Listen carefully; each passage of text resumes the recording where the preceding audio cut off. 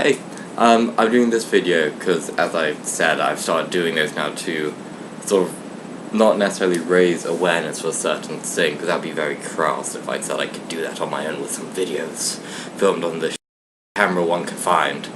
But, probably shouldn't have sworn, oops.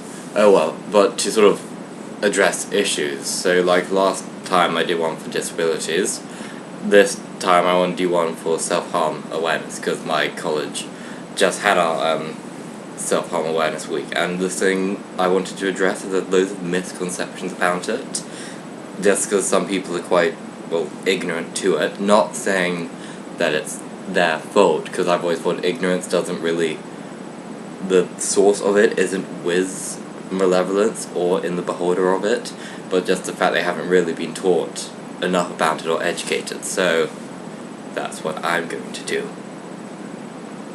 So I'm looking at myself without any facial hair for the first time. It's really weird.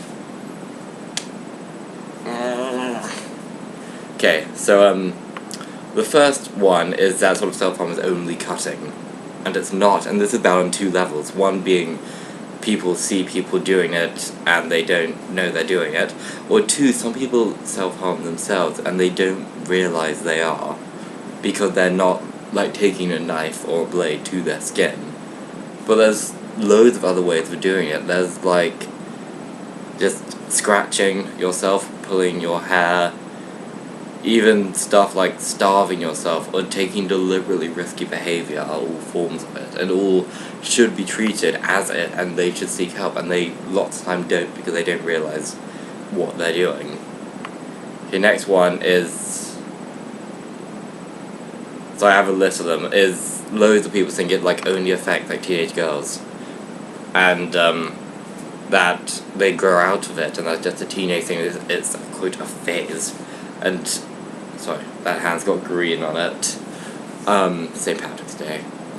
It just affects, and it doesn't, and actually sort of this view has sort of feminized it a bit, the same way it has with anorexia, and that lots of men don't look for help because they're scared of being judged just because it's feminine, seen as effeminate, which is bad on many levels, and because of it, the stats are showing that men self-harming, and boys as well, is increasing, which isn't what's meant to be happening. All stats are meant to be decreasing. Okay, self-harm and suicide are often considered to be the same, and they're not. Loads of people think it's like, oh, you self-harm, you're probably going to suicide now, and actually loads of people who self-harm do it to avoid suicide. They see it as not, it's a coping mechanism to help them deal with such difficult situations and emotional turmoil, which just it's them basically trying to deal with this so they won't have suicidal thoughts and they won't be tempted by it. So, yeah. Next one. Last two.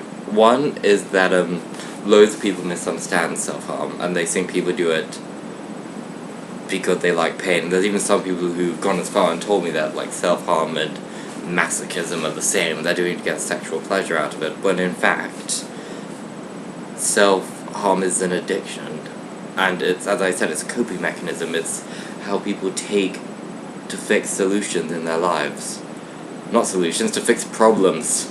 That's what I meant. Something people do to fix problems in their lives, and sometimes they become reliant on it, and it becomes like alcoholism or drug addiction. It becomes an addiction, and there's very few people who do it just for the pain element. They do it because, well, at the moment it's believed that it releases the chemical called endorphins in the a chemical called endorphin. I wrote this all down. I'm just trying to find it.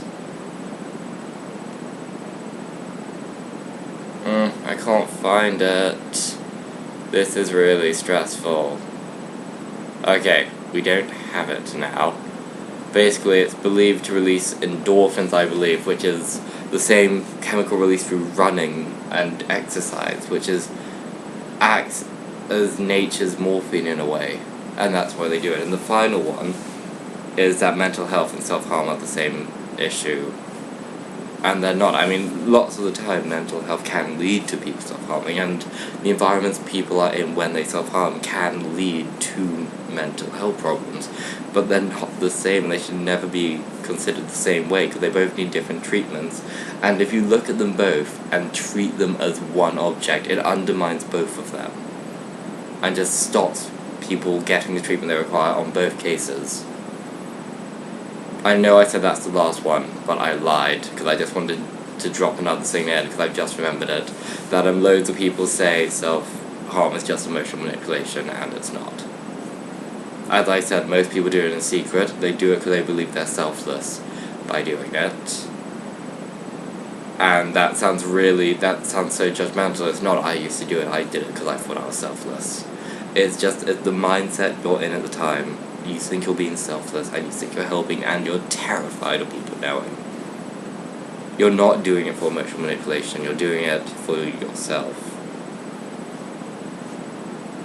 So yeah, I think that was about 7 misconceptions about self-harm, and just, yeah, it's probably not going to help anyone, but I'm giving it a shot. Okay, thanks for watching. Hugs.